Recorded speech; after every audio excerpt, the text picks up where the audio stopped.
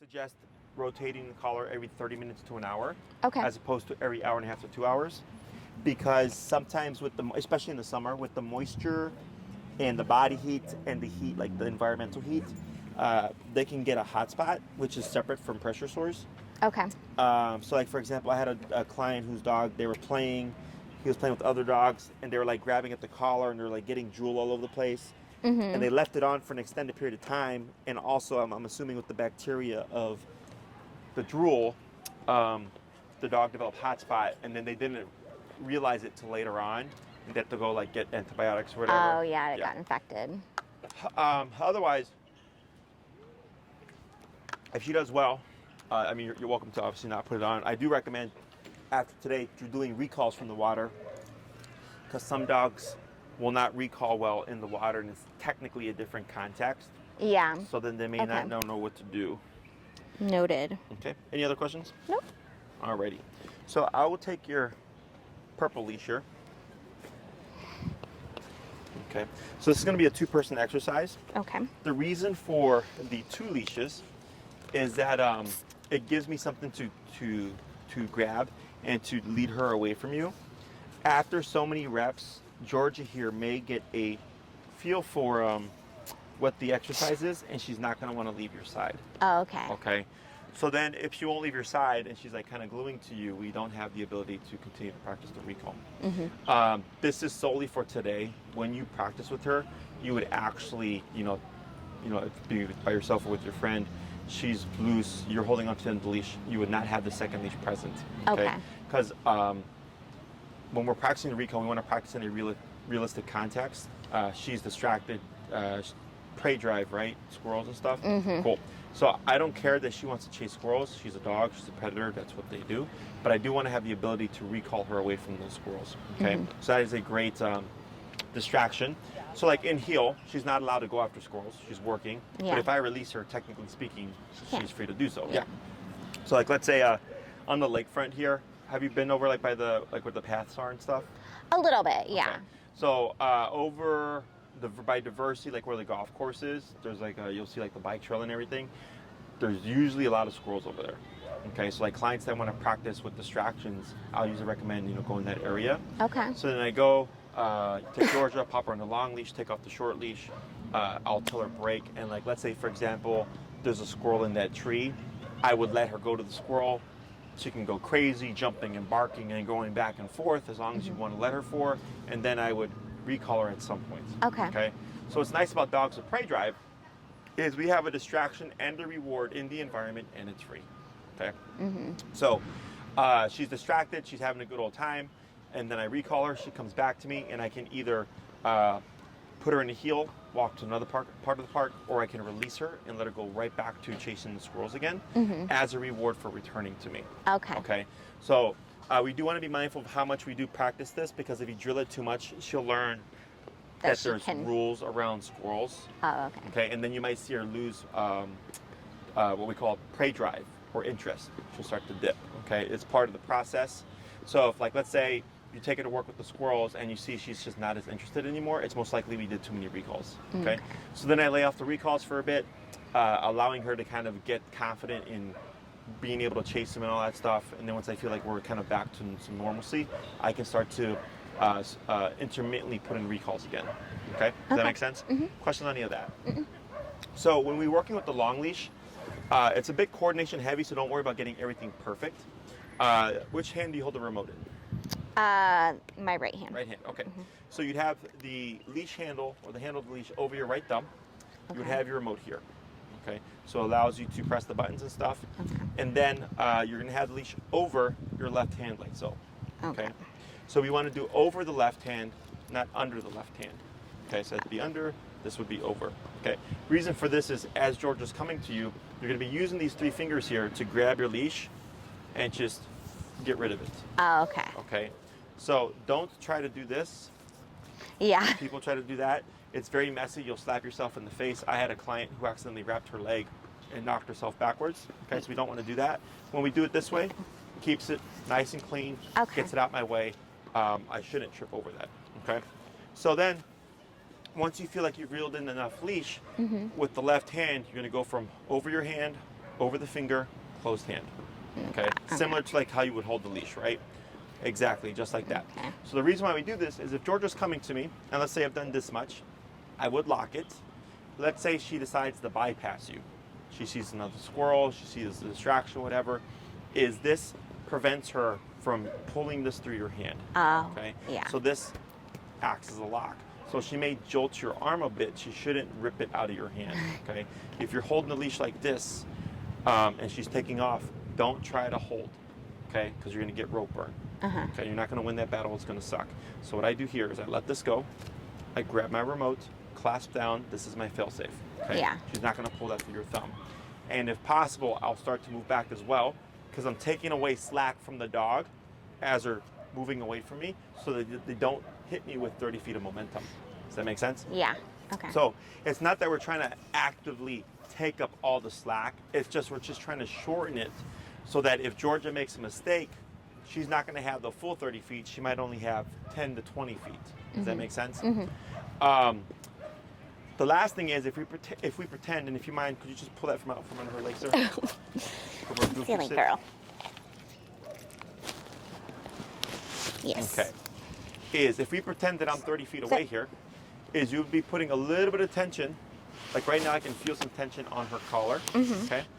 A little bit of tension, and then we're going to start to layer in the e-collar and gradually bump it until we see Georgia start to move towards you. Okay. Once she starts moving towards you, you would stop pulling, move backwards, and then start to reel in the leash. Okay. Okay? Does that make sense? Yeah. Questions on any of that? Not yet. Okay. I think I will get it completely in practice. Yes. I am. So don't worry about getting everything on the first go around. After a few reps, everything just starts to piece together. Okay. So that's the whole reason for today is realistically speaking, this is not how we would practice, but it allows you to get a few reps in to get all the mechanics down, establish a baseline of understanding what expected from Georgia with the e-collar, and then we just build on that. Okay? Other questions? How is she on handing off with people? She's pretty good.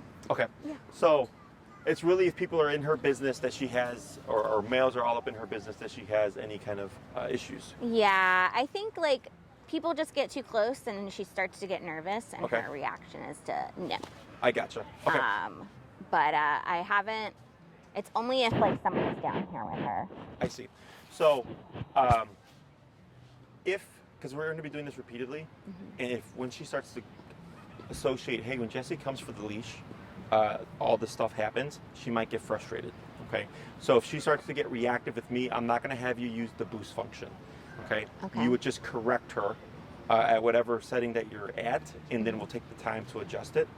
Unless it looks like, oh shit, I need to really correct her, then you use the boost function. Yeah. Because if you use the boost function to correct her for being reactive with me, because she's like, hey, I know what's going on, you're setting me up to be remoted, it's going to create, because that makes sense, right? Where she's like, hey, I know what we're doing, like I want to avoid this. So that might put the dog under stress. She becomes reactive. So in that moment, we don't really need a harsh consequence, but we do need a consequence to tell her, like, you don't need to do that right now. Okay. Does that make sense? Yeah. Questions? Cool. So I'm going to hand you this. Okay. I'm going to take this one. Very good. And then what you're going to do is set yourself up, do and then you're going to we- move towards the end of the leash. Did you say that this goes in my, like, this one's So here? leash handle over your right thumb. It's over my thumb, yeah. Yep. There you go. Then your remote. And then leash over your left hand, like so. Very good. Okay. So then with those extra 3 fingers there, you're able to grasp the leash and just feed it to the ground. Oh, like. Okay, so you're just kind of throwing it away. Okay. Have you ever been on the boat before? Yeah. Have you ever handled lines? Not much. No? Okay. It's similar to the boat lines. Okay. Is that you're just taking it and you're just throwing it down because you're getting it out the way. As you do it, it's going to become more natural. Okay. Questions? No. Excellent. So I'll have you go towards the end of your leash and I'll coach you through the rest, okay? Okay.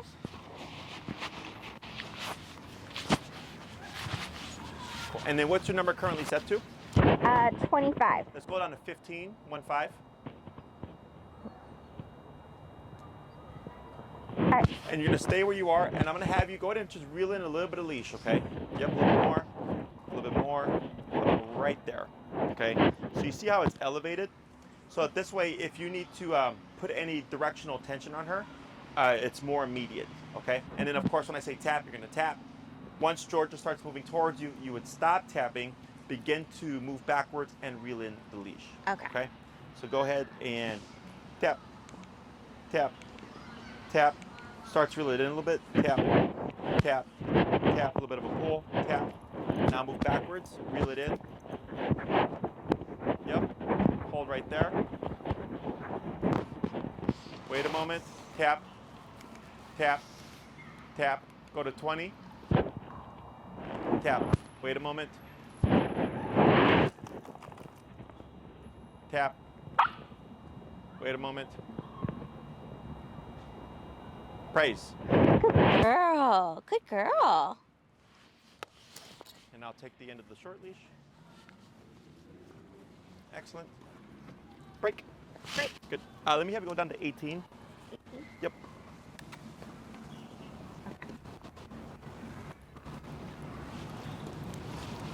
Very good. It's going to come a little bit forward. Right there. Excellent. And going to prematurely reel in some leash. Very good. Wait a second. And tap, tap, tap. Start to pull a bit. Tap, tap. Yep. Move backwards. Reel it in. Move backwards. Oh. There you go. Yep. Reel it in. Hold right there. Very good. Wait a moment. Praise. Good girl. Good girl. Good. We're going to do that 3 more times, okay? I'll take end of leash. Excellent. Break. Break. Good girl. 3 more. Oops. I dropped the... Sorry, the mic okay. came off. Let me fix this. And wait a moment. Okay.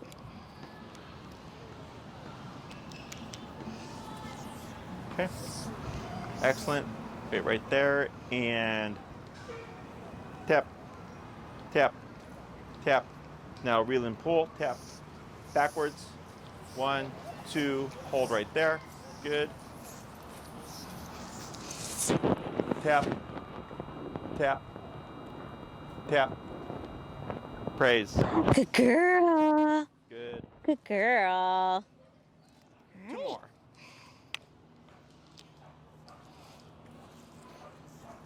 Break. Good.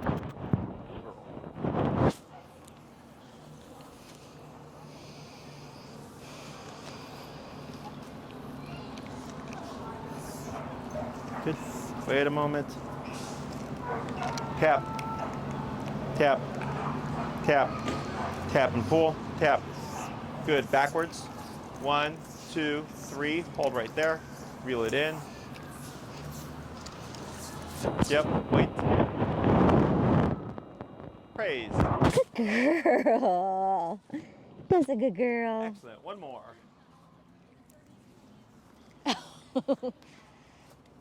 Oh, I'm so sorry, girl. I stepped in your poo. I got distracted. It's okay. I've stepped in my chihuahua. I know. Poor girl. Oh. There you go. Got it? Yep. Very good.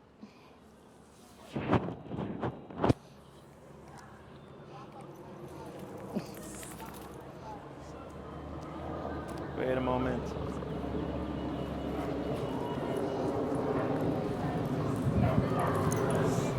Good. And tap, tap, tap. Yep, there you go. Backwards, reel it in. Good. Hold right there. Good. Great. Good girl. Good girl. All right, we're going Break. to bring George over. Girl, you sitting on your leash. Yeah. I have a dog that I'm training right now. His name's Portia. So I was going to say Portia. Oh. Can you bring her over real quick? Come. We're going to pause for a second, talk about some things, let her rest, okay? Okay. So, and then here, if she like starts to drift or sniff, it's okay. We'll just keep her within like a 5 to 10 foot proximity. Okay. So what did you see? She was a little distracted. Uh-huh. But I feel like once she got kind of the gist, she started coming. She'd understand that she's supposed to come to me and sit down. Mm-hmm. But she was a little distracted and sniffy. And if I gave her leash slack, she would start sniffing around a little. So right now, because we're teaching something new, we went down lower. And that's a general rule of thumb with training, is whenever we're teaching a dog with e-collar, we always reset to a 15 level and then work our way up as needed. So like with place, because I remember she was like kind of panicking. Then I said, you know what, lay off the remote for a bit and just use the leash pull. And then we did that a few times to set a baseline, and then we layered in the remote again. So here, similar, we dropped it down to 15. I think we're at 18 now. Yeah. Right? Because 20 was, I think she yipped or something at 20, yeah, right? She yipped. So the reason why we're going down lower is we're just trying to let her know that this tool now means to come to you, okay? So if you come in too hot or higher, even if it was like 35 or something, it's too much pressure in the beginning for the dog to think through, okay? So they become more panicky, more frantic because they're trying to figure out what the answer is, but because it's completely foreign to them, they're like, I don't know what to do here. Yeah. Okay, so we always go down super low, and then we use the leash pressure to give her a concept of what she's supposed to do. Okay, so I always start with dog's pooping right in front of the camera. So we always start with a little bit of pressure. We do the 2 to 3 taps because sometimes the dog will, like right off the bat, just start coming back to the owner. Okay, so it helps kind of eliminate some steps. Yeah. Same thing like we did with place. We started with the tapping. If she didn't respond, then we did the pull. So then if she doesn't respond by the 3rd tap, you keep tapping a little bit of leash pressure, letting her know like this is what you want to do. The moment she starts to go, we stop everything, you move back and then release the leash. Okay, so what the moving back is important because it gives Georgia something to attach to. Okay, so typically when clients complain about their dog not returning to them, they'll give an example of like, I'm at the dog park, I call my dog, they'll look at me, and then they'll go back to playing again, right? And I'll ask like, well, what are you doing? And they're like, well, I'm just standing there. And I go, that's part of the reason why. Okay, I'm like, one, the dog is actively engaged with something, they're distracted, and you get their attention, and they look at you, and they're going, what? You're just standing there. I'm playing. This is more rewarding, right? Yeah. So the movement gives them something to attach to. And funny enough, a lot of clients will note that if they start walking to the gate of the dog park, the dog will start coming. Yeah. They're like, oh, my dog thinks I'm going to abandon them. I go, dogs don't understand that. The dog's just going, hey, now you're moving. Where are you going? Okay, so then the dog will go over to you. So we use this movement, specifically movement away, to give Georgia something to attach to. Okay. So then, and this is a permanent thing to the recall. So like to this day, my guys have been off leash trained for about 10 years now. Is if they were to be off leash at the park and I were to call them, you would see me take 2 to 3 steps back, just as a way to like let them know like, yes, this is what I need you to do. Okay. The other reason for moving back is it's a visual cue, right? Yeah. So let's say Georgia happened to be out of earshot or she couldn't hear you. You remote her. Let's say you called her but she doesn't hear it. She feels the remote. It tells her you need to do something. She starts looking around like I felt that. I know it means something. She sees you at a distance, moving like this. That's now her sign language cue of you need to come back to me. Does that make sense? Yeah. So that's why anytime we call them, we always just move away. And I always want to be facing the dog, but moving away from the dog. Okay. I've seen it happen countless times here where someone will be having their dog playing off leash. They'll call their dog. The dog will start coming out. And then they'll turn like this and start walking out of the group, expecting that their dog is fulfilling the task. And then they'll be across the park and they'll turn around and then the dog is back playing again.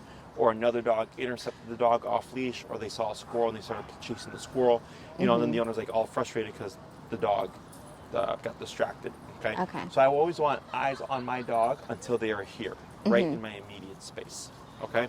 I don't care where Georgia lands, left, right, front, back, between your legs. I do care that she's within a 2 to 3 foot distance, or within arm's reach. Okay. Because typically when we call our dog, we're done with what we're doing and we want to grab them and leash them up. So I'll say within the arm's reach. Okay. So if Georgia, for example, landed there, a lot of people, so if I were to be you, would accept that and then go to her. Okay. And praise. But for me, I'm doing part of the work now. Right? I want the dog to come to me 100% of the way. So if she lands short, what we would do is you would start tapping again and move back to draw her in that last little bit. Oh, okay. Does that make sense? Yeah. So if you happen to see, this happens sometimes, it's rare though, Georgia just favoring the left side because of the healing stuff, it's not a requirement. Okay? Because then sometimes when the dog lands on the opposite side, owners will try to correct that. And I go, well, what's that for? Confusing. Like, oh, yeah. They're like, because the dog's always here. I go, no.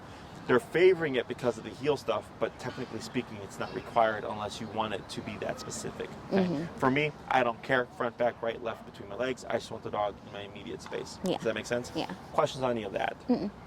So, moving back, tapping. Oh, so in some theories of training, they'll keep tapping until the dog is here. Okay. In my theory of training, I stop tapping the moment you feel Georgia has locked on. Okay. Okay. So if I'm her, and I'm chasing squirrels, and you call me, right, and I turn around and it's happening, the moment you see that first step coming towards you is when I lay off the pressure. Okay. Okay. So for me, I feel like it builds a faster response because the dog thinks the faster I turn around and the faster I make a decision to move towards you, the faster the thing that annoys me goes away. Okay. Now let's say mid-return, Georgia gets distracted and or sees another squirrel, you would start tapping again, moving away. Move backwards exactly, reset until she's actively moving towards you again. Then we stop and then continue with the rest. Okay. Your steps back weren't too bad, but I would suggest more pronounced steps. Yeah, now that you've explained what I'm doing with that, I think, because that's the one piece I keep forgetting, is like, oh, I'm supposed to be stepping back. Correct. But now that I know the importance of that signal, I think it'll help me remember it. So and I can be more specific. At least 2 to 3 steps. More is fine if you like. 2 to 3 steps. Okay. And then anytime you lose her attention and you have to turn on the collar again, you're just always facing her but moving away, right? So like let's say she's coming towards you, she detours, she goes that way. You would turn to face her, start tapping, move this way. Let's say she runs past you, turn to face her, start tapping, move this way. Always facing, but moving away from, okay? You've also probably, because our instinct typically is to go after our dog, because we tend to be more about physical control, and what I'm teaching here is mental control, okay? And maybe you've experienced this where when you go towards the dog, it actually pushes them away, and it either becomes a game of chase, or that you'll see them kind of dodging you, right? Yes. So that's also why we don't move towards the dog in recall. My parents' dog does that. Sometimes. And he's 100 pounds. Yeah. Sometimes, like let's say you're in an emergency situation, right? And she either doesn't have her collar on, whatever. Our instinct is to chase the dog. Okay. What I do is get their attention using some kind of sound or whatever. You could use the word come or her name, is to actually crouch down or do backwards and like clapping and stuff to see if it'll direct the dog towards you. Yeah. Okay. Now, if you're in a setting where like, hey, this isn't working, then chase your dog.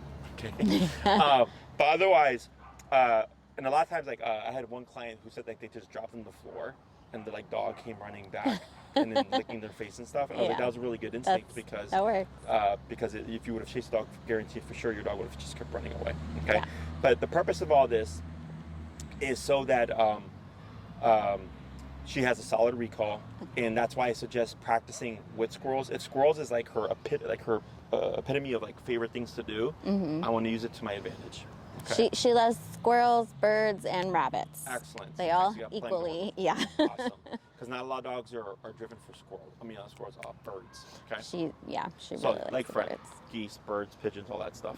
So like let's say, for example, in that tree there's squirrels, right? I think it's a 30-foot leash. Yeah. Let's say, so I would walk within 30 feet. So when I release the dog, expecting them to hit the end of the leash, they're going to have slack there, right? Because if you're like 35 feet away, she's going to hit the end of the leash before she actually gets to it. Yeah. Okay? So I'm within that 30 feet range. I let her go. She's barking and she's jumping and all that stuff. I don't care. Okay. So there's 3 points where I like to practice the recall. Mid-pursuit, as they just get there, and as they've been doing it for a while. Okay. So mid-pursuit is I release, she's on the way to the squirrels, and halfway, 3/4 of the way there, I call her. She's supposed to return to me, so she never gets there. Okay. Then as she just arrived, so she just gets to the spot, I might call right there. And then the last one is, okay, she's been chasing squirrels for 15 minutes, now I'm going to call her. Okay. I suggest varying how you practice, and don't try to achieve one before going on to the next one, because you're creating a pattern. Okay. So if you always call her mid-pursuit, you'll start to find she starts to chase squirrels, and then she'll just automatically turn around and come back to you because she's anticipating that you're going to call her. Okay. So one time I might call her while she's mid-pursuit. Another time I might call her while she's 10 minutes into chasing the squirrels. Another time I might call her as she's just getting there, right? So this way she doesn't pick up on a pattern. We don't create any problems there. I like to describe like the prey drive stuff as kind of like kids with video games, is that they get so involved with what they're doing that they kind of just blot out everything, and then you tell them something and they're like, what, you said that? And you're like, yeah, I said it like 15 minutes ago, right? Is same thing for the dog. Okay, so I don't care how long you give her. You can give her a full 30 minutes to go crazy for squirrels, and then you call her. The longer she's engaged in the activity, the more disengaged she is from you. Right? So when you practice this way, you're teaching her to keep a little part of her brain attentive to you. Okay. Yeah. So like I had a client. We were at the park. The dog was prey driven. It was staring at a squirrel. It was like the dog was there. The client and I were about 6 to 7 feet back. The dog was in a sit position. And then she said, oh, I can't tell her to do anything now because she's not paying attention to me, right? She's not looking at me. I said, 100% you can tell her to do something. I said, tell her whatever command you want. She said down, and the dog downed, but didn't disengage from the squirrel. And she goes, oh, wow. I go, right. And she's like, but isn't she supposed to be looking at me? I said, no. So you said down. So the dog did. Yeah. Clearly it's listening. Even though it's still staring at the squirrel and it's still locked on, the dog heard down, okay, but I'm looking at the squirrel, right? Now I said, if you're do a recall, then yes, the dog would have to disengage from the squirrel to come back to you. So it doesn't matter what command you're giving or whether or not the dog is looking at you, they're still expected to perform it. Okay, and this is how we start to build that kind of attention from the dog. Is most training is based around get your dog's attention and then tell them to do something. I said no, let the dog do what they want to do, and then you give the command, and if they don't perform it, I reinforce it with the remote collar. So the dog goes, okay, I can chase squirrels, but I just have to make sure I got a little part of my ear or my brain paying attention to mom because she may randomly give me a command. Does that make sense? Yeah. Question on any of that stuff. So what we're doing here is building a realistic recall. Okay, I don't do stay or sit or whatever and then walk away and then call them because that's not realistic. Okay, Georgia is not going to be sitting there waiting for you to call her. She's going to be doing stuff. So I say practice when you're out and about and she's doing stuff. Does that make sense? So, and most of the time when people use their recall, the dog is chasing something, running away, or running towards something they shouldn't. It's almost always some kind of away motion. Okay, so then that's why I like practicing when the dog is pursuing squirrels because it's a moving away motion. Right? So then later on, if you find yourself in a setting where like she's running towards the street and you call her, she should just immediately turn and come back to you because you've drilled that so much just through her chasing squirrels. Does that make sense? Yeah. Would a good place to practice this would be when she's playing because she has like toys inside and sometimes she gets overly rambunctious? Would that be like a good time to practice recall? Now at this stage, you will only practice, or I suggest you only practice with your long leash. Okay, so that wouldn't be as easy to do in the apartment. Yeah. So the reason is you want to have the ability to return her. Okay. So like I get clients, they go, oh, I have a yard, so I'll just practice in my yard, right? And because they're in the yard, because this is partially for safety, but it's also partially for communication, right? If she does not know what to do, I have means of giving her directional pressure to lead her on to me. Okay. So if you are practicing in the home, she's got the collar on and everything, and she's playing, and you're like, Portia, come, Georgia, come, and you're tapping on the collar, you would most likely see her move away from you. Okay, because now the dog thinks there's nothing to direct me. We've not really done enough of this to where I understand it. Their first instinct is typically fight response. Yeah. Okay, so that's why I'll limit my clients in the beginning where if they want to correct the dog for stuff, I'll tell them you can correct the dog for stuff while they're on the leash or in an enclosed area, but not if they're off the leash because I don't want them to spook the dog. Okay, until we've covered recall and the dog is reliable with recall, I don't want to correct them for anything if they're not in some kind of contained situation, either through a long leash and through like some kind of fenced area. Make sense? Yeah. So what you could do then in the home is if she's playing like in the living room and you just have like the leash stretched out or whatever, so that when you're ready for it, you go to call her, she leaves her toys, it's all the same stuff. And then if needed, you can use your leash to direct her towards you. Okay. Now this brings up another point because a lot of clients will complain that their dog will recall great outside, but not recall well inside the home. Okay. And typically it's because we practice most of our training outside. Okay. So the first thing I usually ask them is, well, do you practice recall inside? They say no. I'm like, that's why your dog doesn't come in the house, because they don't generalize well. Okay. So like for her reactivity stuff, like she has to see dog after dog after dog correction after correction, correction after, to realize, okay, I don't bark at dogs. Okay, same thing with our obedience stuff. Sit at home, sit at the park, sit inside a PetSmart or at the dog restaurant, whatever. It's all different for the dog. Okay, I usually recommend practicing in like 20 different environments before expecting that your dog will start to generalize their obedience. Okay. Does that make sense? Okay. Yeah. So like let's say you practice here. She's spot on here. You go to the lakefront. She's spot on at the lakefront. And then one day you go to Horner Park, and then she's terrible at Horner Park. It's to be expected because it's a completely new environment. Okay? Questions on any of that? Actually, I do have one question. Would this be a good way to practice with her is to have her leashed and have somebody if somebody makes too much noise outside, she's right to the door barking with that, because I would like to get her to recall back to me if someone comes up like a maintenance worker and knocks on the door. Is that a good? That's a separate thing. That's a separate thing. Yes. Okay. So let's say she's barking out the window and you call her and she comes back to you, okay, and then you say, okay, break. What do you think she's going to do? Go back to bark at the window. Correct. Why? Because I didn't correct the barking. Yes. She just did the command. Correct, right? You said, come to me. She's like, hey, Mom, I'm here. You said, good job, break. And she's like, okay, I'm going to go bark at the window again. That's the difference, okay? So what you would do there is either use your remote to correct the barking of the window or I think we covered the bonker, right? Did I send you the bonker videos? I can't remember. So the bonker is the rolled up towel. I don't think you said it. Yeah. So for stuff inside the home, you can use your collar to correct her. Okay. So she'd have, let's say between 4 and 7 is like busy people coming in and out the a building or whatever time, right? Yeah. I go, okay, at 3:45 I have my dog collared up, expecting at this time frame there's gonna be a lot of barking.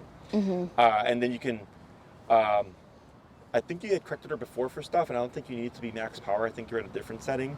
Whatever you're using to correct her for the inside barking, okay, or inside behaviors you don't want, you can start at that level, okay. So every time she barks, you would simply correct her, and then we wouldn't give any commands. I wouldn't tell her I wouldn't tell her quiet or anything like that. If you're trying to eliminate this random barking, okay. Because if you say quiet and then correct her, technically speaking, she can bark until she hears you say quiet. Does that make sense? Now, this is not going to eliminate security or anything like that. If anything were to happen that was suspicious, she would still bark. Yeah. But what you're teaching her is not to bark at general things, okay? And what you should start to see is a decline in the behavior. Now, the issue with this is you're going to see when she's got the collar on, she's not barking. When she doesn't have the collar on, she's going to bark. Okay. So the bonker is simply a rolled up towel. I usually recommend that people make 2 to 3 of them. It's a rolled up towel like a bath towel, and you can use hair bands, rubber bands, or zip ties to keep it cylinder shaped like a paper towel roll. Yeah. And you literally bonk the dog. Okay. So dogs need physical consequence. So without the e-collar, you have no real means of correcting her, right? You could technically use your prong collar, but you're going to find the same problem because if she doesn't have the prong collar on, you don't have any means of correcting her. Yeah. Does that make sense? So the issue with e-collar and prong collar is that because it is dependent on having the tool on the dog, they start to relate that stuff, okay? The bonker allows us to correct the dog without having anything attached to them. Okay. Does that make sense? Yeah, I think that's where I keep getting in trouble is that, like, take the e-collar off, somebody comes by, because they never tell me when they're coming by, and then it's like, oh, I can't correct her because I don't have the collar on her. Okay. Now, if it's people coming into the home, that's still a separate thing. This is more so just generalized barking, right? Someone's walking down the hall, you don't need to worry about that, blah, blah, blah, blah, okay? And I have 3 videos that I can send you. How to make one, how to use one, and one of a trainer actively using one to give you an idea of what it is. Okay? That'd be helpful, yeah. Excuse me. So the problem with the bonker is that because it is you correcting her, people tend to have a mental boundary or like a barrier because they feel like they're hitting their dog, right? Because it's physical. And I explain it as like me being raised old school and being spanked is myself don't view it as being hit. I view it as I was spanked because I did something that I wasn't supposed to do, right? Yeah. But I'm sure for my parents in the beginning, it wasn't easy for them. It was a mental boundary because like I don't want to hit my kid. Does that make sense? Yeah. So it's the same thing for dogs. Because it makes me think of like roll up newspaper. Yes. How people discipline their dogs with that. Now the problem with rolled up newspaper is it's not firm enough in most cases, to be impactful enough for the dog to think like that sucks. Okay. Now, even with the rolled up towel, it's a firm, but it's a soft object, so you're not going to like break bones or anything. And it's rare, but it does happen where we get dogs that just are completely, how do you say, unfazed by the bunker. Okay, and if that's the thing, then you talk to me, and then we try to see if we can figure something out. Yeah. Okay, because dogs do bite each other. Their tolerance for pain and discomfort is much greater. Than in some cases, the rolled up towel doesn't do anything. Yeah. Okay, but the reason why I suggest to make 2 to 3 is because if you happen to bonker, in some cases, the dog will view it as a toy, and then you'll see them go and they'll grab it and they'll start shaking it around. So then what I recommend is that we continue to cycle through the corrections, right? Bonk, bonk, and then pick them up, and you see the dog like they're trying to play with it, and eventually you keep correcting, and she goes, "This is not fun. This actually sucks." And you might hear her yip or yelp, and she'll run off. Okay, that's fine. I put up the bonkers. I ignore the dog because now I've empowered the meaning of the correction from the bunker. Because the dog at the beginning goes, "This is a toy." I go, "This is not a toy. This is something that's serious. I need you to stop it." Okay. Yeah. So the way I explain it is, there was one time when I had become a teenager and I hadn't been spanked in the longest, and my mom had to spank me, and I laughed. I did that to my mom. Yeah. Okay. So what she did was, she's like, "Oh, it's funny." She kept spanking me until it wasn't funny anymore. Okay. So I explained it the same way. I'm like, "You're going to the bunker. The dog thinks, oh, this is a game," and I go, "No, this is not a game. This is serious." I continue to correct, and eventually the dog goes, "Okay, this is annoying," or this is becoming uncomfortable," and they'll yip and they'll run off, and you might see her like hide in the corner or jump on her dog bed or something, and I completely ignore them. Okay. Because now she's processing like what just happened. Okay. I put up the bonkers, set them aside. The next time she goes to bark, I go to bonk. It's going to mean something now. Does that make sense? Because Yeah. she's like, "Oh, I know where this is going to go. This is not a game. You're serious about this." Okay. In other cases where it's like you feel like, "Man, this has been like 5 minutes of straight up bonking my dog. She does not stop." Then she most likely just doesn't have the sensitivity to it. Yeah. Okay. Questions on any of that? No, that makes So if sense. you don't get the videos from me within a day or two, you can ping me with an email, Okay. and I'll forward them to you. Sounds Okay. Other questions? No, this is making sense. This is Okay. really helpful. So now we're going to move on to layering the word of come. Okay, you can use the word come or here. In some cases, some clients will use the dog's name command, and or command. Okay, so Georgia come or come. You can use any of those. You can. It doesn't have to be specific, because most people tend to use the dog's name as a form of recall anyways. Okay, so a dog can have more than one cue to one behavior. Okay, so they can all mean the same thing. If you're going to use her name with the recall, you want to be mindful not to use her name with other commands. Okay. Because if you go Georgia sit, Georgia heel, Georgia come, Georgia down, dogs tend to hear the first word. Okay, so then if she hears Georgia, she's going to start gambling what's going to come next. Does that make sense? So if you only use it with the recall, then Georgia come, and come all end up meaning the same thing, which is just simply come to you. Okay. Now, like when I work with clients that have more than one dog, they sometimes they'll want one dog to do something, but then both dogs do it. So then I'll tell them, then I recommend doing name sessions where you are putting the name in front of everything, but you're doing it to teach the dog. You don't want to listen to the first one. You want to listen to the second one. That just takes time and practice. Okay. Most people don't want to do the extra work. They just want to keep things simple. So then I recommend, if you're going to use your name with the recall, just keep it just with the recall. Yeah. Does that make sense? Yeah. Questions on that? No. I think that makes sense. So we're going to layer the word now. So everything's going to stay the same, except now you're going to cue the word first, and then you're going to layer in the pressure. Okay. So Georgia come, and let's say she is coming to you. You're still going to tap at least once. Okay. Every time. Okay. So with every other command that we give the dog the opportunity to avoid the pressure, right? Place, boom, I don't need to do anything. Recall, we don't do that. Okay. And I'll explain why afterwards. But if you say Georgia come and she's running to you and you're moving back, you would still tap even if she's halfway to you. Okay. So if you forget, you're like, "Oh crap, she's almost here," you still tap. Okay. Questions? All right. So I'll take short leash. All right. And then you'll take long leash. Yeah.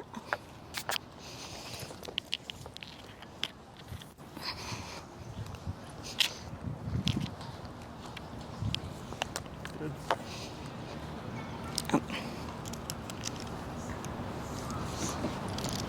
Okay, wait a moment. Okay. And then when you're ready, you'll call her. And then even if she shoots towards you, you'll still tap.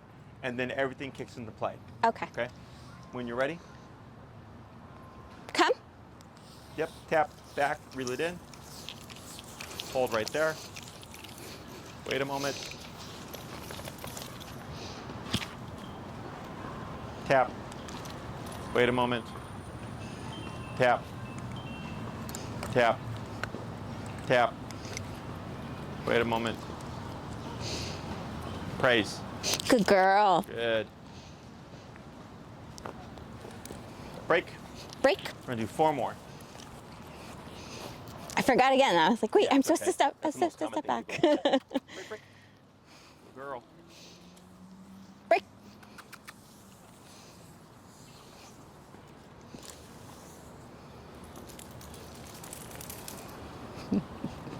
Wait a moment.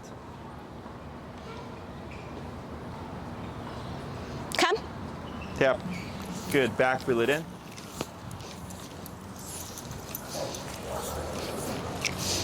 Tap. Praise. Good girl. Good girl. All right, let's do this again. Break. 3 more.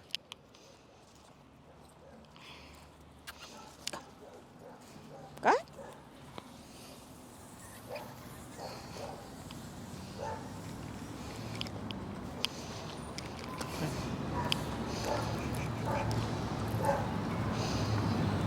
Good. Wait a moment. Go ahead. Come. Tap. Back. Reel it in. Good. Hold right there. Praise. Good girl. Good girl. Proud of you. Good. Break. 2 more.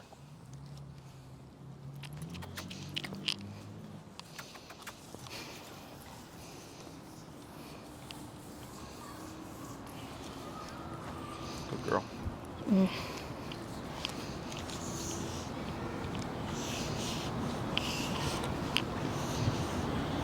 Go ahead.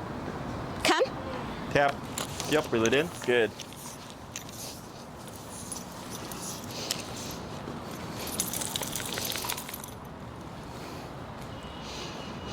Praise. Good girl. Good girl. Good. And last one. Thank you. Break. Break.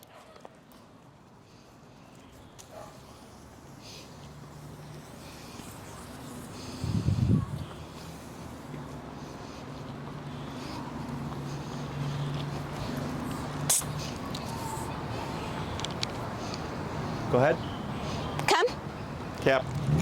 Good. Reel it in. Hold right there. Very good. Praise. Good girl. Good girl. So I'm going to have you try something. Uh-huh. You're going to keep the leash in your right hand as you have it, but go ahead and drop the slack there. Oh, like this? So the handle around your right thumb, and then drop the rest. Just like that. I'm going to have you say heel. You'll step over your leash and then walk towards me, okay? Okay. Heel.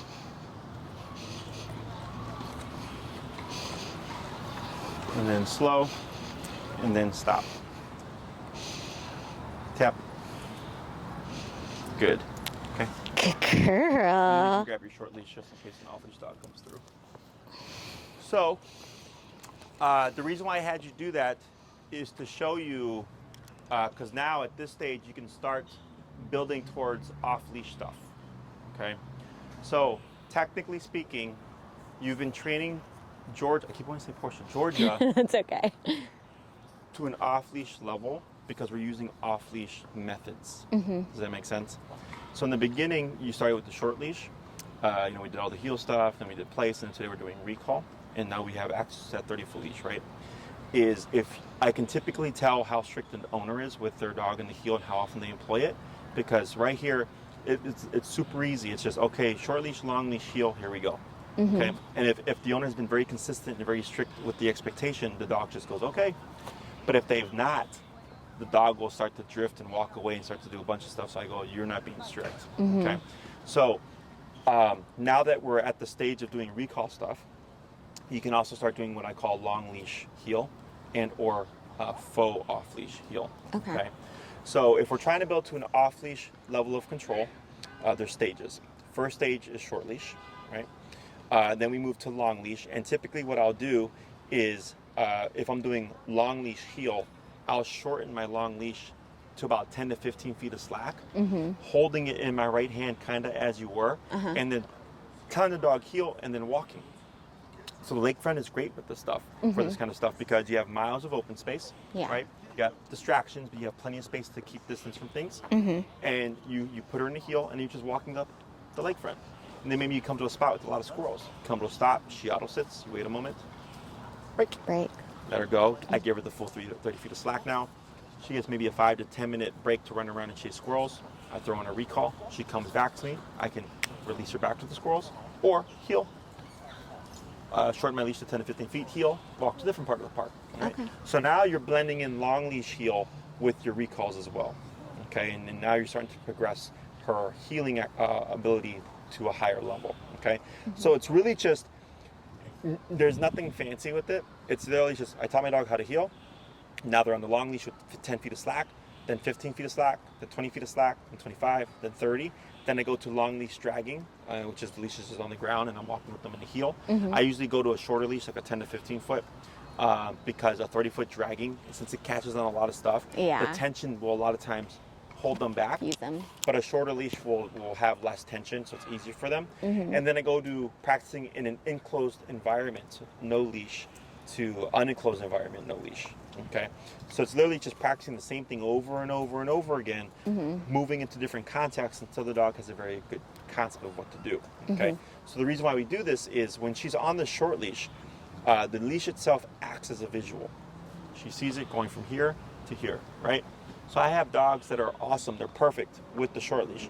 The moment the owner takes it off, they act like they don't know what to do, okay? And it's not that they're dumb or anything or being disobedient, it's because they're going, hey, my visual, the thing that I relate to figure out what I need to do is no longer available to me, okay? So to get them to not be dependent on the visual of the leash, if you walk like this, it gives the impression that there's no leash. Okay? If you hold your long leash in your left hand, you have the leash coming from you and then the leash coming from her collar. So now we got two leashes down the middle. It becomes too messy, too cluttered, and you'll see like where she crab walks and stuff. So by doing it this way, it keeps it a bit more cleaner for the dog, more easier. Okay, so you want there to be that you going behind you, so it's only the singular line, and it's much easier for her to walk with. Okay, so then so you're literally now, when you're doing your recall stuff, you just add in some long leash heel here and there. Okay. The best way to teach obedience, in my opinion, is once you've taught the skill or the basic concept of the skill, is to start using it in life, right? So I say with place, anytime you're going to be still for a bit, use it, right? Now that we have recall, anytime you're at the park, she's chasing squirrels and stuff, you use it. Heel, very easy, because you walk your dog multiple times a day, you use it, right? So it's the application of these commands the moment that we taught it and the ability to reinforce it.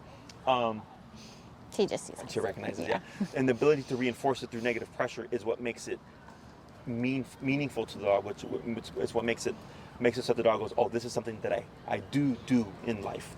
Most training is we train in a confined space, very controlled, 10 to 15 minutes every day, and then one day we hope it'll just transfer to when we need it. And I go, no, you have to start using it to start giving the dog the impression of this is something that we just do. Okay, so like when I off-leash train my dogs, like a long time ago when I was learning e-collar myself, every morning in Miami, I lived I had like a little apartment I rented in like South Beach or whatever. Every morning, different routes, going to the dog park, going to another park. My dogs were walking with the leashes dragging, and I had three, and my Chihuahua, my Pit, and my Chow. That was their formation. And every morning we walked for an hour and a half, different destinations, different routes and stuff like that. And so one day I was like, you guys, like there's not been any issues that I got comfortable just taking the leashes off and I could walk my dogs anywhere off leash. Okay, but because every day it was like a ritual for us. So for them, they go, we walk for an hour and a half. There's no leash attached to us, right? And it became something that they were able to do, realistically speaking. Does that make sense? Yeah. So, and when it comes to employing these off-leash concepts and everything, we do want to bear in mind there are off-leash laws in the city of Chicago, right? So it's not so much like, oh, I walk my dog down the sidewalk with no leash on. It's more so, let's say, whoa, almost ran into that bike. Let's say you take her like hiking or something, and you want to walk with her off leash. and it's a nice plenty of space and stuff like that, you have the ability to do so, right? Yeah. Or like, let's say you go to the park, she's running around off leash, you recall her, she comes back to you, and then instead of leashing her up, you heel her from the park to your car. You know what I'm saying? That was really why I wanted to learn the off-leash stuff, is because my family's down in Tennessee. We like to take the dogs. Their dogs are always off-leash, and they wander miles and come back. Yep. But I wanted her to be able to have a little bit more flexibility in that. Yes. So off-leash heel is the same as on-leash heel.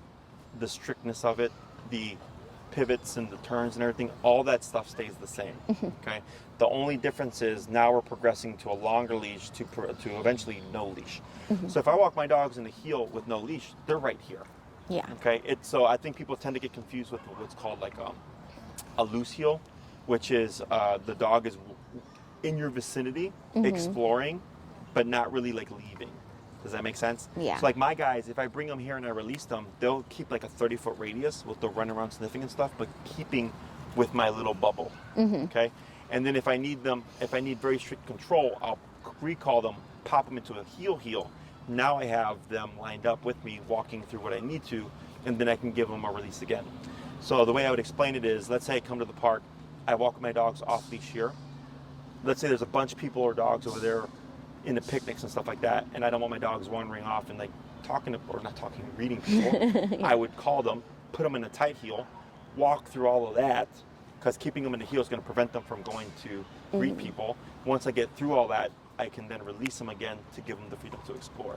But if they're loose as I'm walking, they're going to go up to every person trying to say hi and all that stuff. That one, he does that. So that's the difference between heel and like a loose heel, so to speak. Yeah. Okay. Question on any of that? No, I think that makes sense. So now, with practicing the recall stuff, you would be using your word. Okay. You would start low, and then work your way up. Chances are with the squirrels, you're probably going to be much higher. Okay. Don't feel in a rush. Don't think, okay, squirrels, I got to be at 100. Excuse me, because you're trying to balance freedom and comfort of you can be a dog, can do what you want, but when I call you, you need to return. If you come in too hot, you're going to deter her from wanting to explore and from wanting to chase squirrels, and now you have worked against yourself. Yeah. Okay. So recall is the one command that does take the longest to teach, because you have to go to the park now. You have to hope that there's distractions to get George's attention. You have to hope that she actually leaves your side, right? That there's opportunity to practice a recall.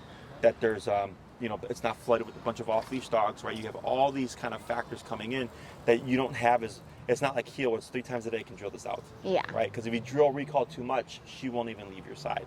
So that's why I say sparingly. So today we did 5 and then another 5, and the rest is just me yapping my mouth. Because I'm trying not to create any apprehension from her.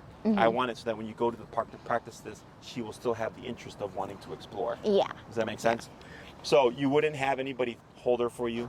Again, not realistic. You wouldn't tell her to stay and walk away and then call her. Not realistic. You would just let her be a dog. And then find your opportunities to recall her. Okay? Questions on any of that? No, I think that makes sense. If you'd like to, you can incorporate food here. Recall is like one of the most important commands. So we're not using the food as a, hey, come and get lure. this. Yeah, it's exactly. just like a afterwards when she Exactly. sat. It's then payment for performing the task. Okay. Yeah. So then, and you can even be selective. Let's say there's a recall that's kind of slow, and I'm not going to reward that. But then there's a recall where she's just like a bullet. I'm going to reward that one, right? You can start to be selective. So she starts to think, why did this one garner me a reward, but that one didn't? Okay, so she'll start to favor certain things. When we're practicing recall, there's the turn and the return. The turn is how fast does she turn away from what she's doing, and the return is how fast is she coming back to. Okay. Both of them have to be speedy. If you have a slow turn, let's say she's playing with the squirrels or chasing them, and it's like, okay, I'm coming. That slowness is most likely going to lead to her re-engaging with the stimuli. Okay. Same thing with the return. If the turn is quick and sharp and she's coming back to you slowly, you'll literally see where the brain's like, oh, but the squirrels, and she's going to go and turn around and start chasing the squirrels again. Okay. So both of them have to be speedy. We build that through repetition. Okay. So like, let's say in a couple of weeks, you've been working with her, let's say at 25 or whatever, and she comes back to you, but it's kind of slow and you know she can move a lot more quickly. I start to play with the number, okay? Because you've already done a lot of reps. You're not building speed through repetition, so now I have to play with the pressure to build speed through pressure. Okay, and it's just a gradual increase until you find a nice number that motivates her to move quickly, but not so high that it deters her from chasing squirrels and all that stuff. Okay. Questions on that? For your next class, do you know what you would like to cover? Gosh, I don't know. What's logically next? So obedience-wise, so we've covered heel, place, and recall, right? There's technically still sitting down. There's also the stay command, and then so you can look at it a couple of ways. You can look at it as one way is I really want to focus on the control of my dog, and we build her to we teach all these commands and build them to a much higher level. Or if it's I would like to learn how to socialize my dog to start to expose her to more dogs, whatever. That can also be a class. Okay, it's realistic to expect Georgia to befriend, like let's say a friend's dog that she's not met before. That's more realistic as opposed to like the random dog off the street or whatever. Yeah. Okay, so I don't care about those dogs. But if you have a family, if your family gets a new dog or your friend gets a new dog and it's like, hey, we tried to introduce him and it went south, I can show you how to do it correctly. It's really just a skill. Once you understand how to do it, it's just rinse and repeat. Okay, so dogs have this kind of unfair expectation of you should like everyone and everything from the get-go. In some cases, that's not how it works. Okay, now that we've got the reactivity like really in check, now it's realistic to expect that we can introduce her to another dog, and then because she would meet that dog over and over again, you would have the ability to build trust and comfort, and from there a friendship could grow. Okay? Now let's say that dog for whatever reason has a personality type that she just does not get along with, then most likely she would just never like that one dog. Okay, it happens, and you'll start to learn like, yeah, she doesn't like these types of energies, but she's great with these types of energies. So anybody who has that kind of energy with their dog, you would know like, okay, cool, like I know she would end up at some point liking this dog. Does that make sense? So we could do that as well. It's completely up to you. I think like I definitely want to work on stay with her, more of that control, just because I don't have a whole lot of friends here to like introduce her to dogs, and she's done well when I introduce her to dogs, like family dogs, and like she, met Hudson a couple months ago, and now they're, in a pack, and my parents have 2 big dogs. They're great together. So I think it's more like I want to make sure she knows how to really listen well to me. So like having that, like stay is one that she's so wiggly, and like I'd like to work on those kinds of things. What I would suggest is next class we do stay. The following class we can do sitting down. I usually get those done in one class. And then the following class I'll start to show you how to more formally start blending these things together to start building to an off-leash level of control. Okay, so you will essentially, so there's 6 commands: sit, stay, down, come, place, heel, that I call the foundational family pet commands, and then break is your release. Okay, so once we got them down on the short leash, like I said earlier, it's really just like, okay, now we start to slowly transition these things to the long leash and doing these exercises and rinsing and repeating until eventually it's like, I have control of my dog, and my dog understands or has a very good association of with what each of these commands means. Does that make sense? And what was I going to say? She has a good grasp on sit. Down is still not 100%. But I feel like she'll do, like those will be really quick for her. Does she know how to down with food? So we've done it with food, but I've been having her practice sit when I need her, like I'm going to do something. Like if it's mealtime, she sits and stays until I break her.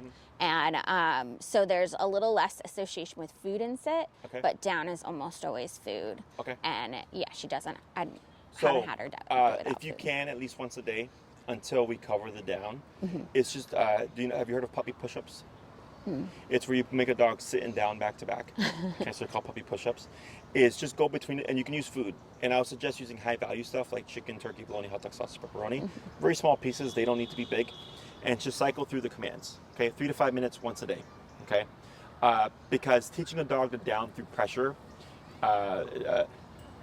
is one of the more difficult commands to teach, because their brain wants to go opposite to it.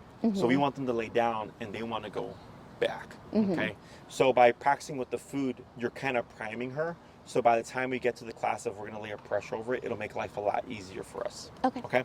So at least once a day, 3 to 5 minutes. You know, just nothing fancy. I don't even care if she listens to the word or not. I just care about her being rewarded for laying down and then her being rewarded for sitting. Yeah. Okay.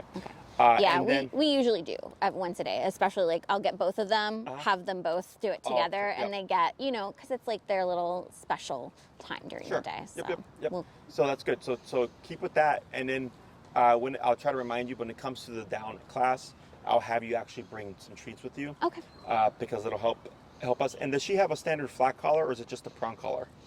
She's a standard collar. You would also bring your standard flat collar. Okay. Because sometimes with the prong collar, with doing down, it's too much similar to like place, where she was kind of freaking out. So instead, we did it with the prong and then layered the remote over it. Yeah. Similar, because since you're using pressure, negative pressure to put her in a down position, the prong collar a lot of times will also exacerbate the problem. So having a flat collar is nice because it's a neutral. Yeah. Okay. Anything else? No. All right. That's it. Good job. So if you have any questions between now and then, let me know. Otherwise, very good. Thank you. Very different energy from when I... So I'm excited because I lived with my parents when I got her. Yeah. And we're going to...